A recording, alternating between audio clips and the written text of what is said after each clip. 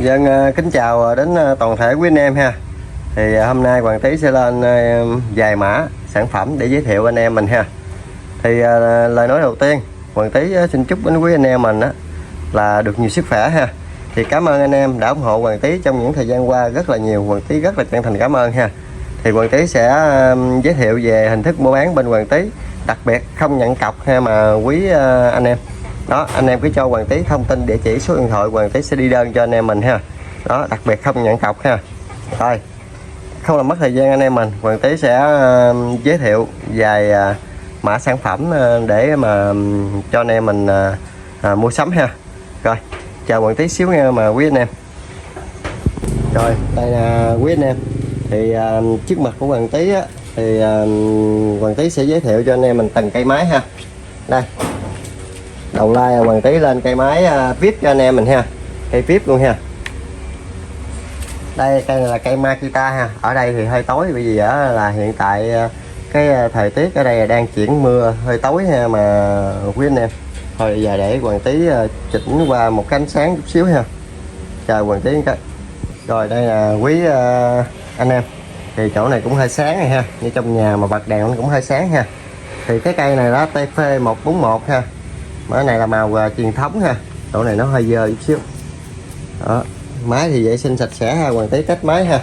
Ví dụ anh em mà có pin chân pin phổ thông Makita giống như gì đây ha, thì anh em mình nó cứ về là lụm ha. Đây, đây Hoàng Tý chỉnh cái chế độ ha. Chế độ này chế độ ngắt lực điện tử ha mà quý anh em. Đó, ngắt lực điện tử ha. Đây. Đó, nè. Đó, ngắt nè. Nó có nhiều cách chỉnh ha mà anh em sử dụng ví dụ dàn áo xe Honda hay là nhiều cái thiết bị khác ha.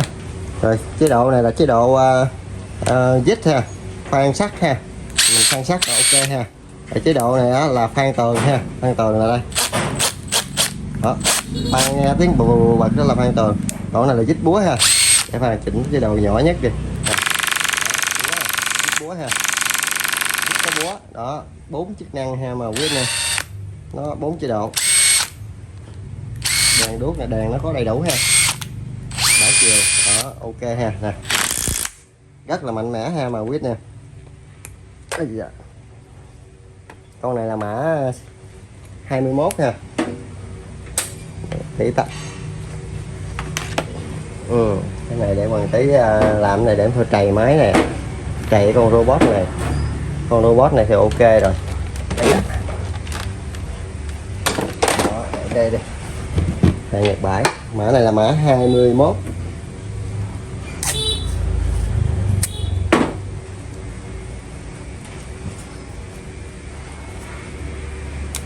(21) 21. Con này là 1.600.000 ha anh em. 1600.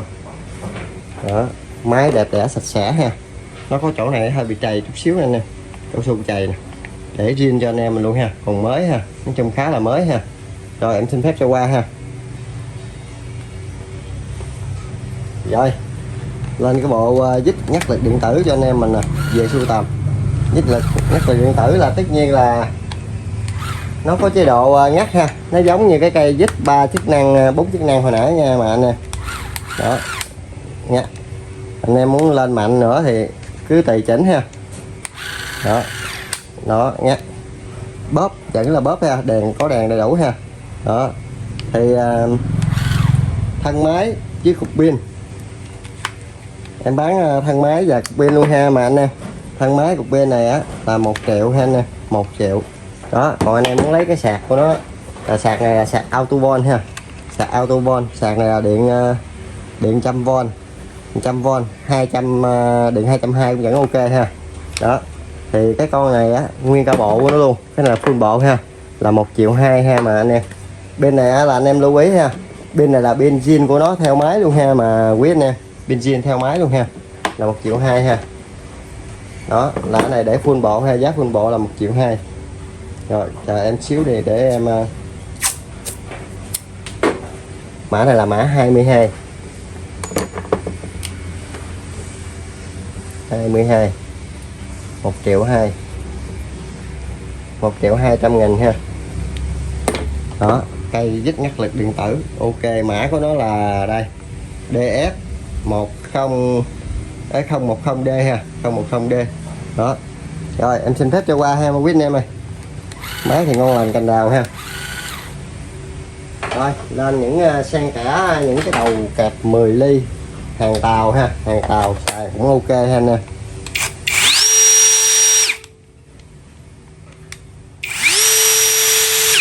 Chế độ nhanh nè.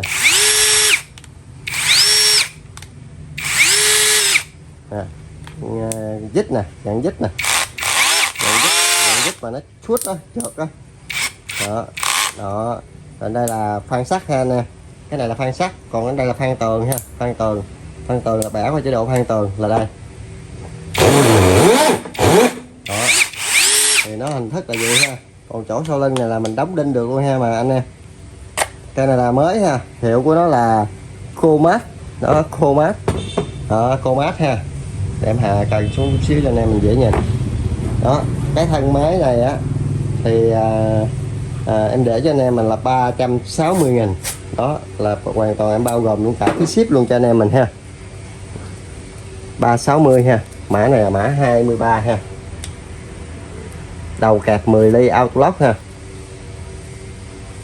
23 360. Rồi cái này bị lem quá rồi. Rồi em xin phép cho qua ha quý anh em. Đó, cái này là hàng mới nha. Hàng mới luôn. Đó, ngon lành ha. Rồi, lại lỡ rồi lên khoan em lên cái khoan luôn. Cái khoan này là khoan Makita. Hàng loại 1 ha anh em. Đầu kẹp 10 ly autolock luôn. Máy chạy rất ngon ha, chỉnh chu ha. Khoan tường nè. Đó, mạnh mẽ ha. Thấy nhỏ nhỏ chứ mạnh mẽ lắm. Mạnh nè, nhanh nè. Đó. Đó, đảo chiều điều tốc ok ha. Chế độ phan sắt và phan dít ha. Phan dít nó có gồm là 25 cấp trượt ha mà quý anh em. 25 cấp trượt. Đây, để trượt về đi cho nó nhẹ. Makita ha. Dập chữ này là chữ nổi ha anh em. Chữ nổi. Đó. Đó, ngon lành ha. Hàng loại 1 ha. Máy thì ngon lành đẹp đẽ ha mà quý anh em. Thân máy là 400.000 ha. Makita hàng loại 1 thân máy 400.000. 400k. Anh em xem like mà có yêu thích kênh á hay là có theo dõi kênh thì anh em nhớ nhấn một like để đăng ký ha. Em rất là chân thành cảm ơn ha. Thì lần này thí dụ anh em theo dõi lần này mình mua sắt không được thì mai mốt mình có cái cây máy nào á nó vừa ý mình á thì mình liên hệ mà trực tiếp mình mua ha. Rồi cái này là mã 24 400 24 nha, 400k. Rồi đây máy đẹp đen ken ha, Makita. Đó 10 ly ha, gọn nhỏ ok luôn ha, sử dụng rất là ok. Rồi em xin phép cho qua ha quý anh em.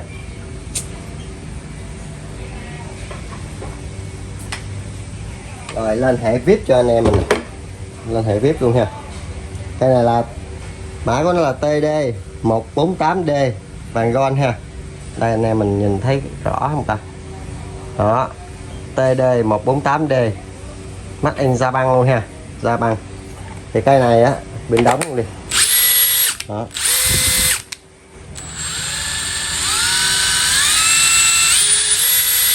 Đảo chiều điều tốc ok ha, chế độ full chức năng ha, đèn sáng ok luôn. Ngoại hình vỏ của nó đây hơi xấu chỗ này chút xíu nha anh em.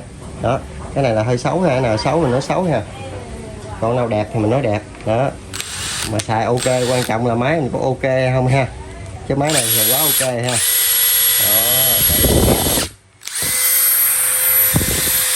Đó ngon lành ha.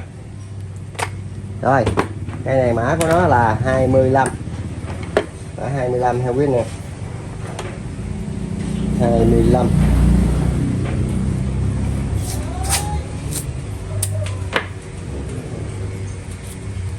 Mã 25 ha. 25 của nó là 1.350.000. Đó 1.350.000. Hàng này em bao full zin cho anh em mình luôn ha. Đồ nội thất bên trong là đồ zin, toàn tập zin ha. Rồi em xin phép cho qua ha quý anh em. Đó.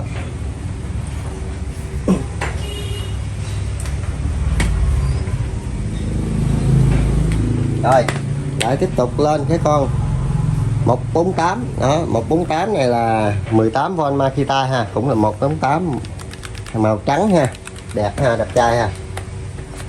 Đây.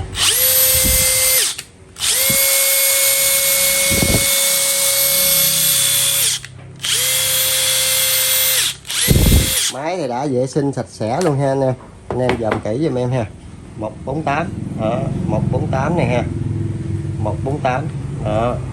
Ok ha. Giờ em xin phép á là lên giá luôn cho anh em mình ha, cũng là 1.350.000 luôn ha. Máy mà mấy cái máy hàng Nhật bãi bây giờ đã qua sử dụng á, giờ nó cũng hơi khan hiếm rồi anh em ơi, có nhiều thì em lên nhiều ha. Rồi mã này là mã 26 là 1.350.000. Rồi em xin phép cho qua ha.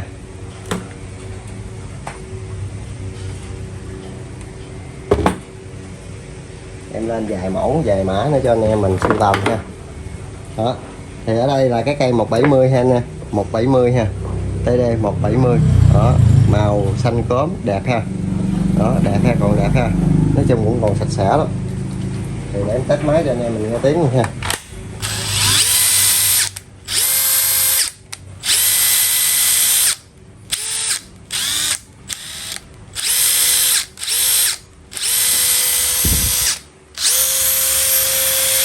Nếu bắn ốc là tới công chuyện đó ha anh em. Đó, đi bắn ốc là tới công chuyện luôn đó. Rồi đây là cái máy cái vít này á là có giá của nó là 1.600.000 ha anh em, 1.600.000 ha. Hàng này là hàng cao cấp ha. Còn anh em nào có đóng pin đó thì cứ liên hệ trực tiếp cho em ha, số điện thoại của em ghim trên video ha.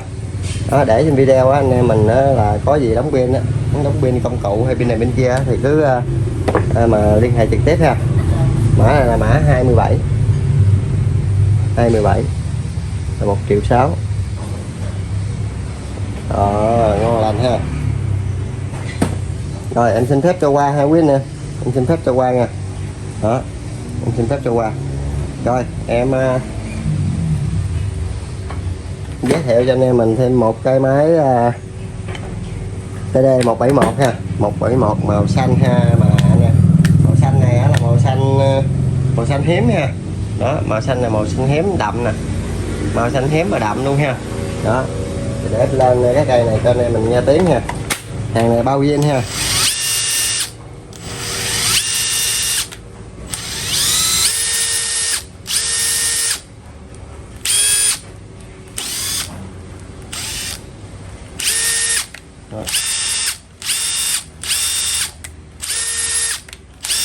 Đó, ngon lành ha nè. Chế độ ở dưới này thì ok ha, nó là bình thường ha, không có gì hết, full chức năng luôn. Đó, full chức năng ha. Rồi cây này mã của nó là 28 ha, mã 28 ha quý anh nè. Con này thì anh em mình sử dụng thì bao ok rồi. Anh em giới thiệu sơ lược nhanh gọn lẹ cho anh em mình để anh em mình vô xem ha, không có bị nhàm chán ha. Đó. Còn anh em nào muốn chi tiết hơn nữa, các bạn vô Zalo em thì em sẽ quay máy chi tiết cho anh em mình xem ha. Đó, mã này là mã 28, giá nó là 2 triệu ha, 2 triệu tròn luôn ha, tròn quay luôn. Đó, 2 triệu tròn quay luôn. Rồi em xin phép qua ha. Rồi lại tiếp tục cái con này là con hàng VIP nữa nè ha.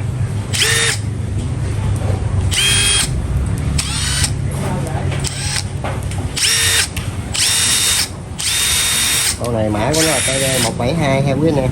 Đó em gắt nè, TD 172. Đó, TD 172D ha. Thì đây TD 172D. Đó, tem euro là trùng hết luôn ha. Máy này cũng còn khá là đẹp ha, được có cái là full zin ha, full zin luôn, full zin, cho anh em mình sử dụng là full zin ha, full zin. Con này mã của nó là 29 ha, 29.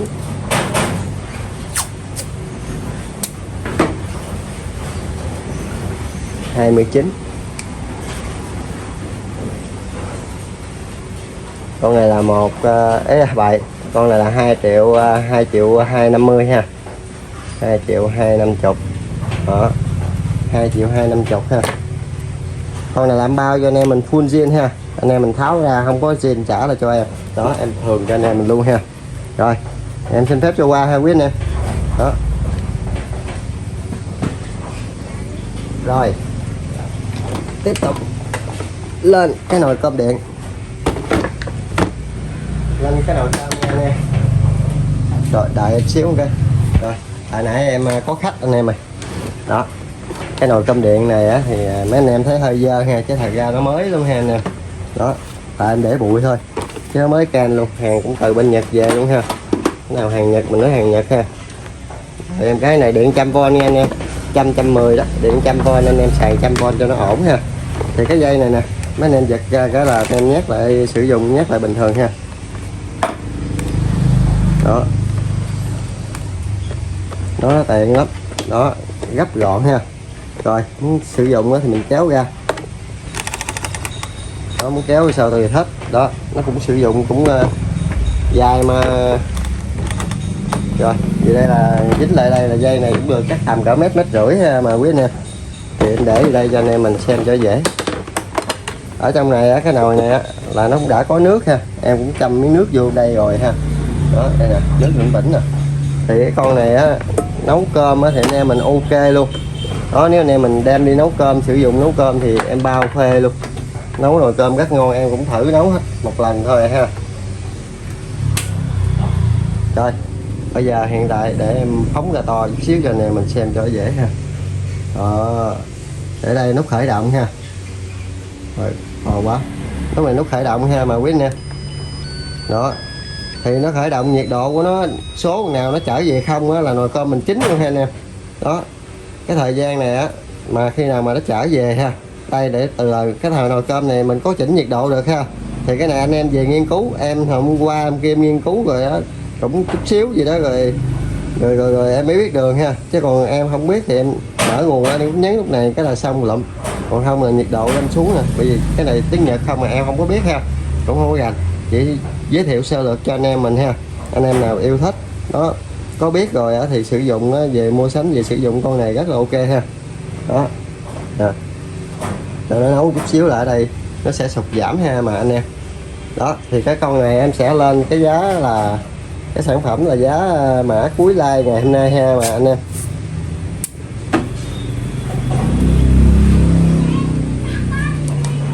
Con này là mã 30 ha. Ủa nãy em lên nhiều mã với người ta. 30. Con này là 1 triệu tư ha. Đó, xài điện 100V anh em mình sử dụng con này ok luôn, bao phê luôn nè. Anh em thấy xuống 20 63 ha, nó xuống từ từ. Bởi vậy khi anh em mình nấu cái nồi cơm nó nở ra từ ở trên nở ra nó rất là đều luôn ha anh em. Nó không phải như mấy nồi cơm kia có khi mình nấu á, bị bên đây chín bên kia nó chín sao đó bị sực. Còn cái nồi này không có ha, nó đều là đều từ trên mà xuống dưới luôn, bởi vì cái lồng nồi này là đậy kính ha, nó đậy kính nó được có một cái là trang bị vậy đó quá ok ha. Rồi cái video của em mà có hay mấy anh em cứ cho em một like, chia sẻ và đăng ký ha, thì em rất là chân thành cảm ơn. Cảm ơn những anh em đã ủng hộ em trong suốt thời gian qua, em rất là chân thành cảm ơn đó.